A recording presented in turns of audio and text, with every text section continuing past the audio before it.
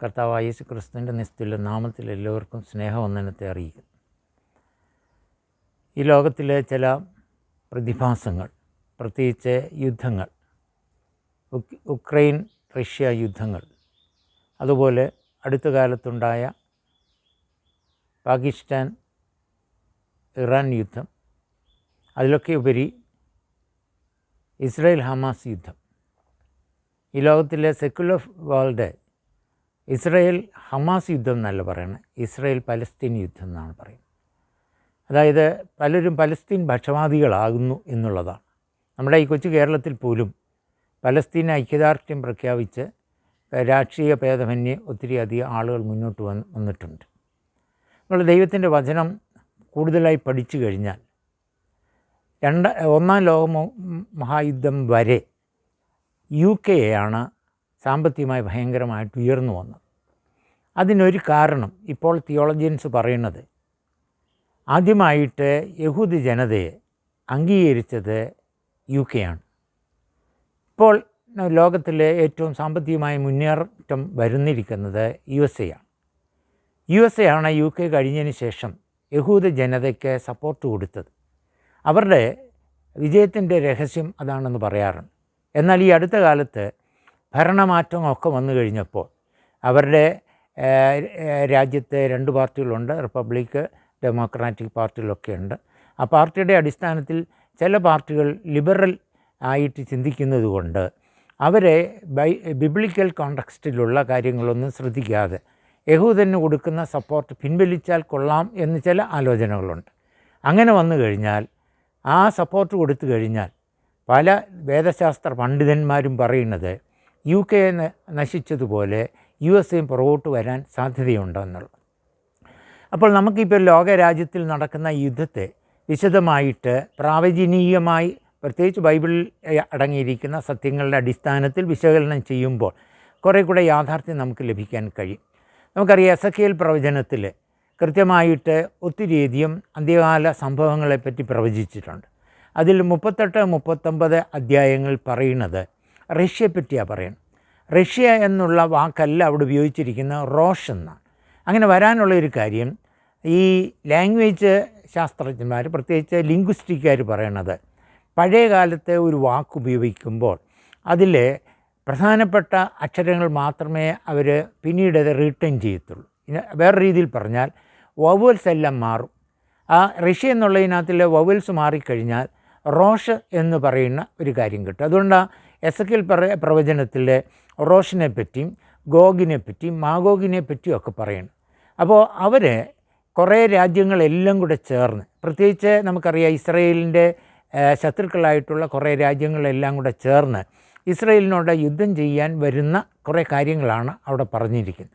ഇത് വളരെ കൃത്യമായിട്ട് നമ്മൾക്ക് പഠിച്ചു കഴിഞ്ഞാൽ ഒരുപക്ഷെ ഇപ്പോൾ ലോകത്തിൽ നടക്കുന്ന സംഭവവികാസങ്ങൾ, ഒരു കാര്യം ഓർക്കുക, റഷ്യയിലും ഉക്രൈനിലും ക്രിസ്ത്യൻ മതമാണ് കൂടുതലുള്ളത്.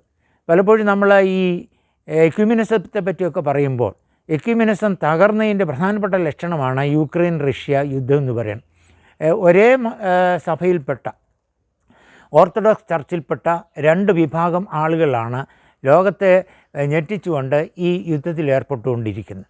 അപ്പോൾ ഈ റഷ്യയുടെ ഒരു ഐക്യമത്യം ചുറ്റുപാടുമുള്ള ഇസ്രായേൽ ശത്രു രാജ്യങ്ങളോട് ചേർന്ന് ഇസ്രായേലിനോട് യുദ്ധത്തിൽ വരുന്ന ഒരു കാര്യമാണ് ഈ എസെക്കിയേൽ പ്രവചനം 38-39 അധ്യായങ്ങളിൽ പറഞ്ഞുകൊണ്ടിരിക്കുന്നത്.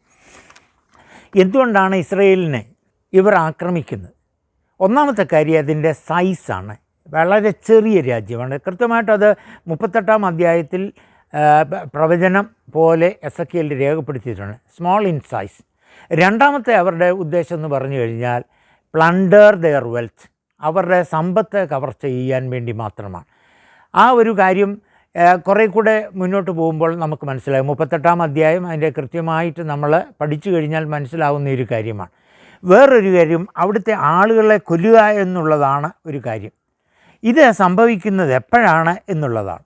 എപ്പോഴാണ് റഷ്യയും ഈ ഇസ്രായേലുമായിട്ടുള്ളൊരു യുദ്ധം നടക്കുന്നത്? അത് നടക്കണമെന്നുണ്ടെങ്കിൽ ആദ്യമായിട്ട് നടക്കേണ്ട കാര്യം വെയർ ദിസ് വിൽ ഹാപ്പൻ എന്നുള്ളൊരു ചോദ്യമാണ്. അത് അവിടെ വചനത്തിൽ തന്നെ പറഞ്ഞിട്ടുള്ള കാര്യമാണ്. ഇസ്രായേലിൽ തന്നെ നടക്കുന്നത്. അപ്പോൾ ഇസ്രായേലിൽ തന്നെ നടക്കണമെന്നുണ്ടെങ്കിൽ ഇസ്രായേൽ രാജ്യത്തിൻ്റെ പുനരുദ്ധീകരണം നടക്കണം. ഇപ്പോൾ തന്നെ അറിയാം, അബ്രഹാമിന് കൊടുത്ത വാഗ്ദത്ത ഭൂമിയിൽ മറ്റു പല ആളുകളാണ് താമസിക്കുന്നത്. ലോകത്തെ UN അടക്കം, അതുപോലെ തന്നെ സോഷ്യൽ ഡെമോക്രസിയിൽ വിശ്വസിക്കുന്ന ഒത്തിരിയധികം രാജ്യങ്ങളും അവിടെ യുദ്ധം ചെയ്യുന്നത് ഇസ്രായേലാണെന്നും കുഞ്ഞുങ്ങളെ കൊല്ലുന്നെന്നും അതിൻ്റെ സ്റ്റാറ്റിസ്റ്റിക്സൊക്കെ പറഞ്ഞ് യഥാർത്ഥത്തിൽ വാഗ്ദത്ത ഭൂമിക്ക് വേണ്ടി യുദ്ധം ചെയ്യുന്നത് ഇസ്രായേലാണ്.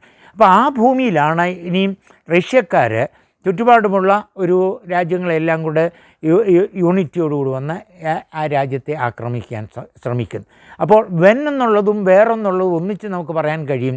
വെൻ എന്ന് പറഞ്ഞു കഴിഞ്ഞാൽ ഇസ്രായേലെ ശക്തി പ്രാപിച്ച് അത് ഒരു രാജ്യമാകുമ്പോഴാണ്. വേറെ രസകരമായിട്ടൊരു സംഭവം, വെൻ എന്ന് പറയുമ്പോൾ ഇസ്രായേലിലെ സമാധാനത്തോടെ ജീവിക്കുമ്പോഴാണ്. ഒരു പക്ഷേ ഒക്ടോബറിലെ ഈ 2023 ഒക്ടോബറിലെ യുദ്ധത്തെ നോക്കിയാൽ മതി നമുക്ക്. ആ യുദ്ധം എന്ന് പറഞ്ഞു കഴിഞ്ഞാൽ ഹമാസ് ഇസ്രായേലിനെ ആക്രമിക്കുന്നത് അവരുടെ ഒരു പെരുന്നാളിലാണ്. പെരുന്നാളെന്ന് പറഞ്ഞു കഴിഞ്ഞാൽ ശബത്ത് ദിവസമാണ്. അവർക്ക് വളരെ കർക്കശമായിട്ട് അവരാഘോഷിക്കുന്ന ഒരു പെരുന്നാളാണ്. അന്ന് അവർ യുദ്ധത്തിന് പോവുകയല്ല, സമാധാനപ്രിയരായിട്ട് ഇരിക്കും. അങ്ങനെ സമാധാനം ഉണ്ടായിരുന്നപ്പോഴാണ് അവർ ഇസ്രായേലിനെ ആക്രമിക്കാൻ ശ്രമിക്കും. ഇതുപോലെ തന്നെ റഷ്യയുടെ സഖ്യവും ഇസ്രായേലിനെ ആക്രമിക്കാൻ ശ്രമിക്കുന്നത് ഇസ്രായേൽ സമാധാനം ഉണ്ടാകും. സമാധാനം ഉണ്ടാകുക എന്ന് പറയുന്നത് അവിടെ സൂചിപ്പിച്ചിരിക്കുന്നത് അവിടെ വേലി ഒന്നുമില്ലാതെ എല്ലാവരും സമാധാനത്തോടെ ജീവിക്കുന്ന ഒരു കാലഘട്ടത്തെപ്പറ്റി എസക്കേൽ പ്രവചനം 38-ാം അധ്യായത്തിൽ കൃത്യമായിട്ട് പറയണം.